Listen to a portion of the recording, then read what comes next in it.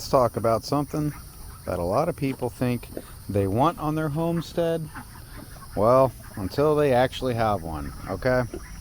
And that's owning a registered goat buck. Now, on the surface, it sounds like a great idea, right? You think, okay, I've got goats. I want to breed them. I want to build my herd. Maybe even make a little bit of money, become more self-sufficient. So naturally, you start thinking, I need a buck. But what most people don't realize is that owning a buck, especially a registered buck like this guy here, is a completely different level of responsibility compared to just having does, okay? Today, I'm going to walk you through the real side of it, okay? The good, the bad, the stuff that honestly most people don't talk about until it's too late. And if you're into real homestead life, raising animals, and figuring this stuff out as you go, like us, make sure you hit that subscribe button. We're sharing everything, what works and what doesn't, okay? What works and what does not work. So here on our homestead, we actually have 2 registered bucks. We got Bucky here, and we have Hershey down further here. I'll show you right away. That creates a situation that a lot of people don't plan for. Because honestly, owning 1 buck is one thing.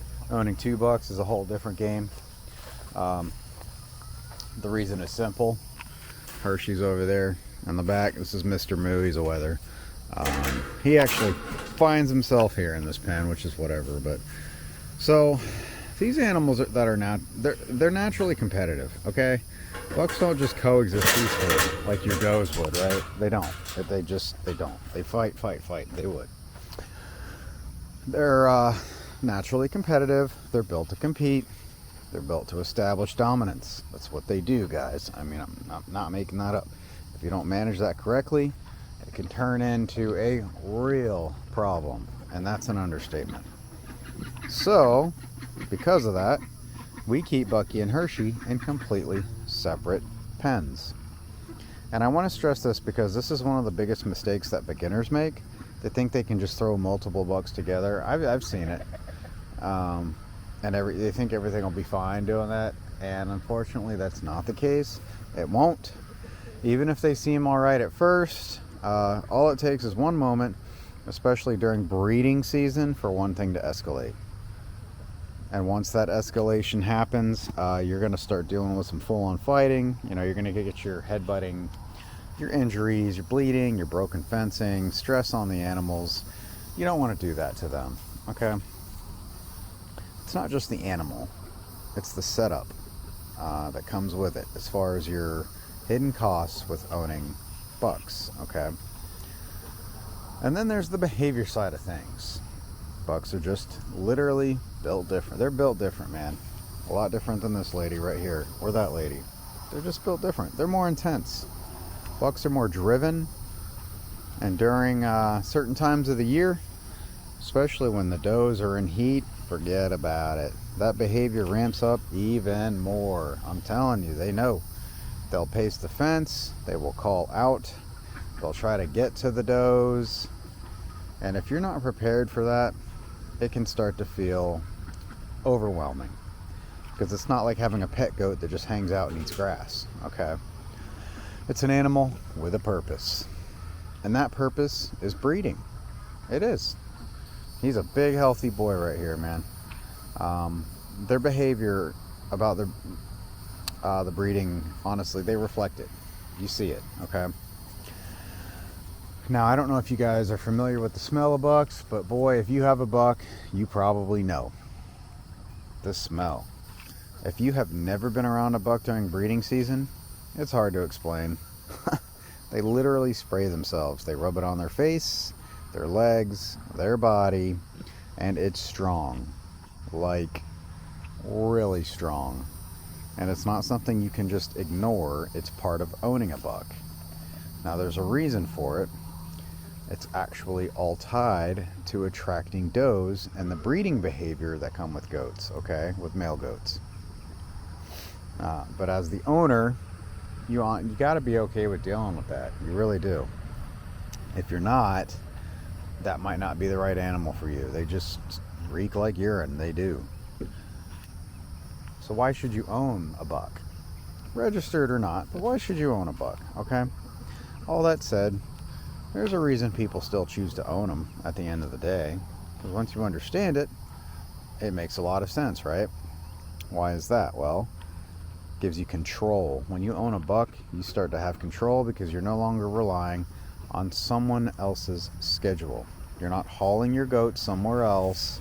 You're not paying stud fees every time you want to breed. You have full control over your breeding program. And that's a big deal if you're trying to build something long term on your homestead.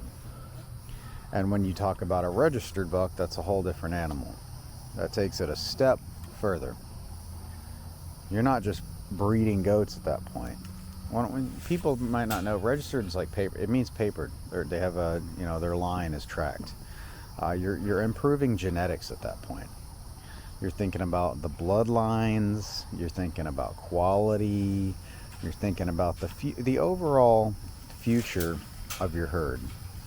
And that's where owning a registered buck can actually become a really valuable part of your homestead, because now, guys, you're not just raising animals, okay? You're building something serious. Let's be real though, none of this comes without a cost. You've got that feed, right? You got that fencing, you got separate pens. I showed you Hershey over there. And you've got maintenance. Like I mentioned earlier, that setup is huge, friends. Because if your fencing isn't strong enough, guys, we're using cattle panel. We just use cattle panel for everything at this point. What's the cattle panel for? Cows, right? Your pens aren't secure, if that's the case. So look, he's right there. So a buck will find a way if it's not secure. They will. And when that happens, you're dealing with chaos. So this is not one of those things where you can just throw something together and hope it works. Guys, you got to plan it. You got to plan for it, okay? Day to day, taking care of bucks, I would say is pretty straightforward. They need their feed, they need that water, and they need to be checked on, like all of your other animals, okay? The key here, though, I'm going to say is consistency, because if you skip a day, and if you don't check that fencing, boy, if something gets loose, that's when your problems are going to happen. And with bucks, that's going to escalate very quickly. So at the end of the day, is owning a registered goat buck actually worth it? And the honest answer, it really depends. If you're getting started with goats, probably not right away. I wouldn't do it right away. But if you're serious about building your herd, becoming more self-sufficient, and having just control in general over your breeding, then yeah, it's absolutely worth it. But you got to go into it understanding exactly what goes with it, okay? For us with Hershey and Bucky, it is more work, but simple planning, okay? You get used to it. Gives you a level of control over your homestead like ours. We wouldn't have otherwise, okay? It's what the whole journey is really about at the end of the day. Not just having animals, but building something that actually works long term. Would you guys ever own a buck on your homestead, or is that something you'd rather avoid? Let me know in the comments. If you're on the same journey as we are, trying to build a homestead this year in 2026, or later if you're watching this later, make sure you subscribe anytime. It's free. Follow along. Hit the like button. It helps push these videos out for free. We're sharing all of it. Love thy neighbor, help each other out. We got more coming. We're always just getting started.